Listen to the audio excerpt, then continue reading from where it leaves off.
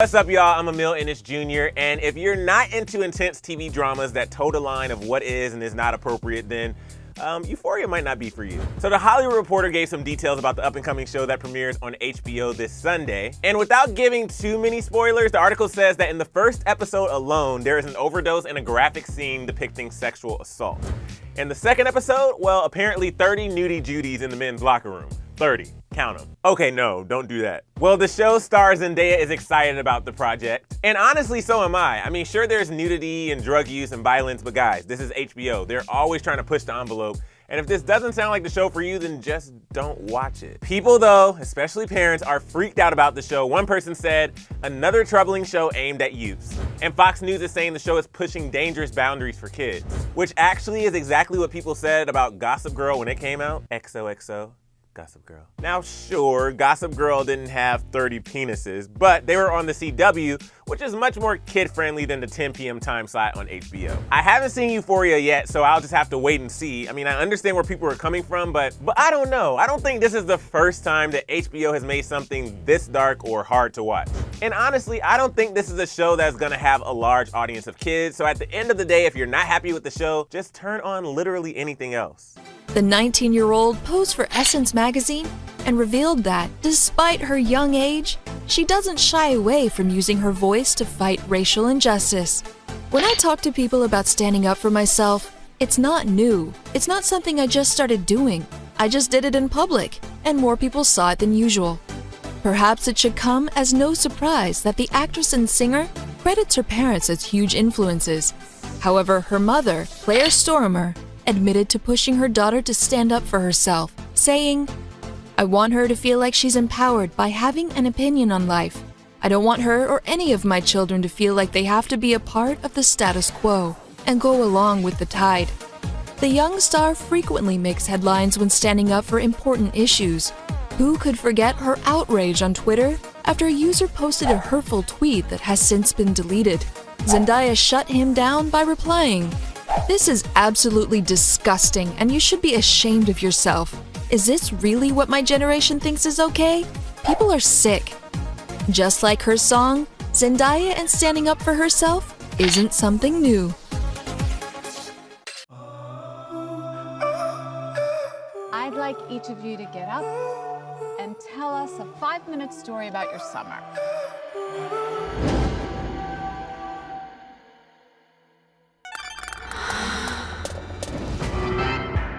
At some point, you make a choice about who you are and what you want.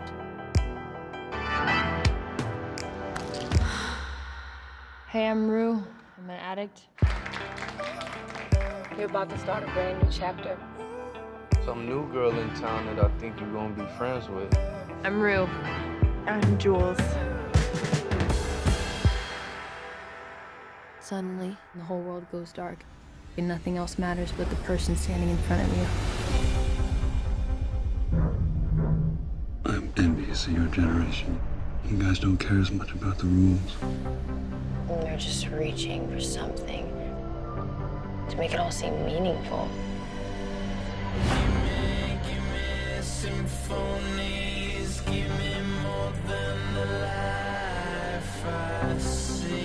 Every time I feel good, I think it'll last forever. But it doesn't.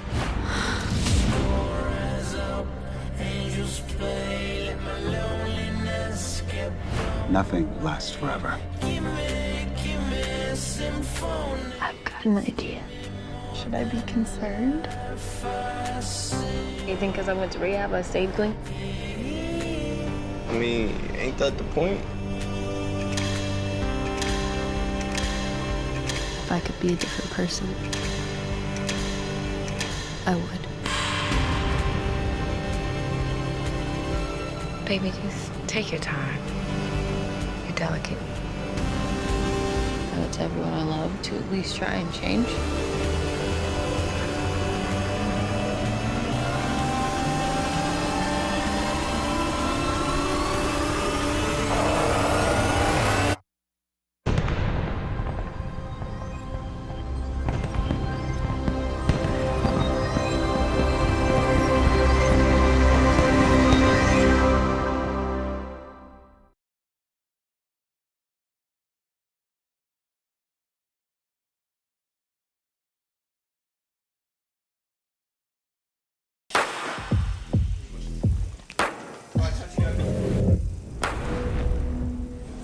How do I describe Euphoria? It follows a group of young people that are just trying to navigate the world and life and trying to figure out who they are, and sometimes they make mistakes. They aren't perfect in any way, but I think the show overall, I think, allows us to have a little bit more empathy for people and understanding for people. I don't remember much between the ages of 8 and 12. Just that the world moved fast and my brain moved slow. I think we start with Rue's storyline because I think it's important to know a little bit of why Rue is the way she is, because when she does make her hurtful decisions, we still support her through it in a weird way. And then I think as the season continues, we get to learn more about every character. But in this, we really get to watch them quite literally grow up and understand a little bit more, I think, about humans. That's why I think it's so important that Rue, you know, has these voiceovers, because we have a little bit of a peek inside of her head. It was the end of summer, the week before school started, and Jules had just moved to town.